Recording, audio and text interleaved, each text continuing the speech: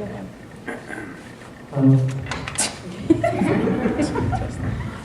It doesn't interest me what you do for a living. I want to know what you ache for, and if you dare to dream of meeting your heart's longing. It doesn't interest me how old you are.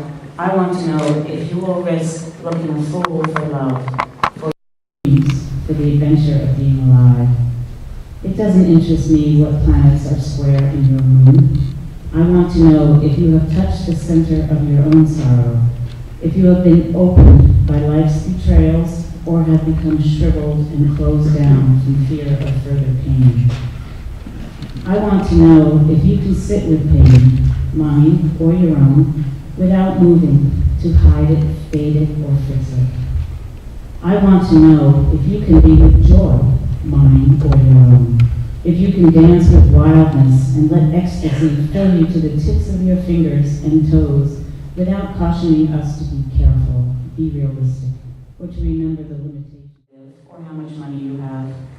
I want to know if you can get up after a night of grief and despair, weary and bruised to the bone, and do what needs to be done for the children. It doesn't interest me who you know or how you came here. I want to know if you will stand in the center of the fire with me and not shrink back.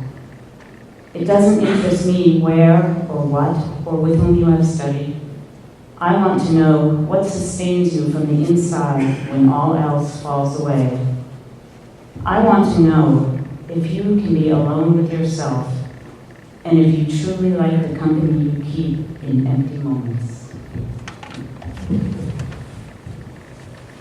In marriage, we give ourselves freely and generously into the hands of the one we love. And in doing so, we receive the love of the other as a precious gift. I urge you both to remember every day, never take this gift for granted. Always treat it with the utmost respect. Matthew and Megan, let your hearts be truly safe and at home with one another. Always be generous in expressing your love and be open to receiving that love from the other. And let this relationship be the catalyst that will transform you into the highest expressions of yourselves. Remember that your relationship is always changing.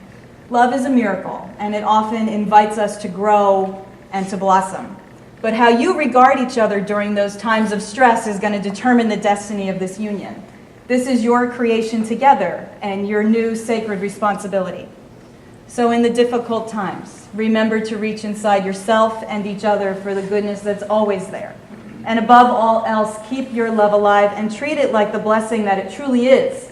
Because the two of you as individuals are going to choose the kind of marriage you create, promote, and allow through your thoughts, actions, and feelings each day. So normally I would ask if you're ready to step into matrimony, indicate so by joining hands. So I'll take this as a good sign. Would you please turn and face each other? Matthew, do you, in the presence of these witnesses, take Megan to be your wife? I do. Megan, do you, in the presence of these witnesses, take Matthew to be your husband? I do. The circle has long been a symbol of spirit and the power of God. The sky and the earth are round. The sun and moon, both round, come and go forth in a circle. Even the seasons form a great circle with their changing and always come back again to where they were. Without beginning or end, with no point of weakness, the circle is a reminder of unending strength. Let the seamless circle of your rings become the symbol of your endless love and unending faithfulness. Your wedding rings are most special because they say that even in your uniqueness, you've chosen to be bound together, to allow the presence of another human being to enhance who you are. Your rings carry a potent double message. We are individuals, and yet we belong. We are not alone. As you wear them through time, they will reflect not only who you are, but also the union you are making. The fact that throughout the rest of your lives, each of you will be imprinted by each other, and yet yourself remain. May I give me her ring first. You're the best man, take that off. Give me that ring.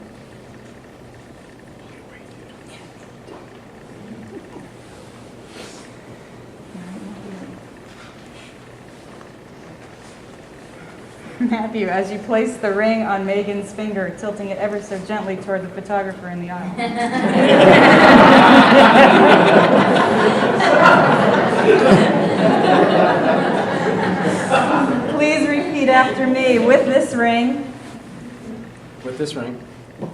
I thee wed. I thee wed. Put it on.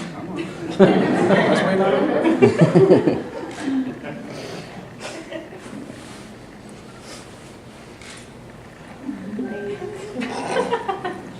Megan, as you place the ring on Matthew's finger, please repeat after me. With this ring, With this ring, I thee wed. I thee wed.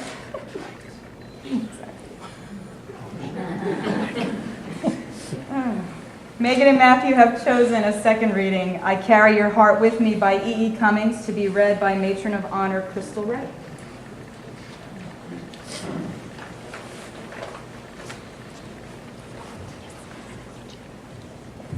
I carry your heart with me. I carry it in my heart.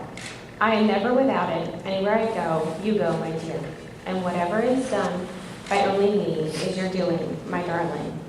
I fear no fate, for you are my fate, my sweet. I want no world, for beautiful you are my world, my true. And it is you are whatever a moon has always meant, and whatever sun will always sing is you. Here is the deepest secret nobody knows. Here is the root of the root, and the bud of the bud, and the sky of a tree called life, which grows higher than the soul can hope or the mind can hum. And this is the wonder that is keeping the stars apart. I carry your heart. I carry in my heart.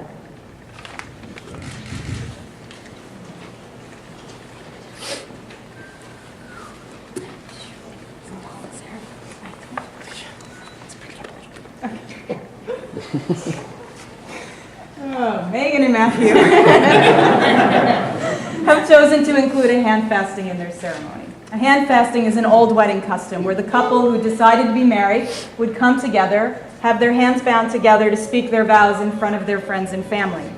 This cord has been woven to symbolize the intertwining of your lives. Keep it in a special place and let it always remind you that you are now bound in this world and the other.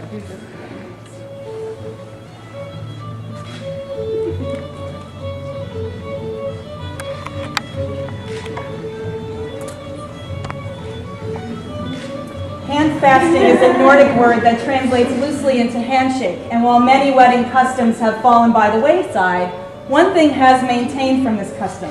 Your handshake means your word, and there is no greater symbol of commitment. So as you hold each other's hands, today, think of the gift you are to each other. These are the hands of your best friend, young, strong, and full of love, promising you their love today, tomorrow, and forever. These are the hands you will hold when fear or grief temporarily come your way, and countless times will wipe tears from your eyes, tears of sorrow and tears of joy.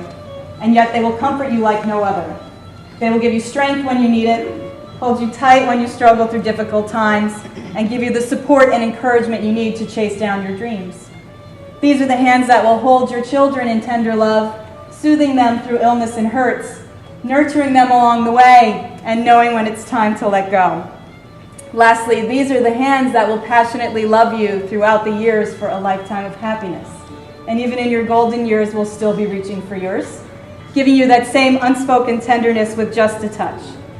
We bless the hands you see before you today. May they always be held by the other and have the strength to hold on during the storms of stress. May you see your four hands as healer, protector, shelter, and guide. Matt and Megan have written their own vows for each other. Matthew gets to go first.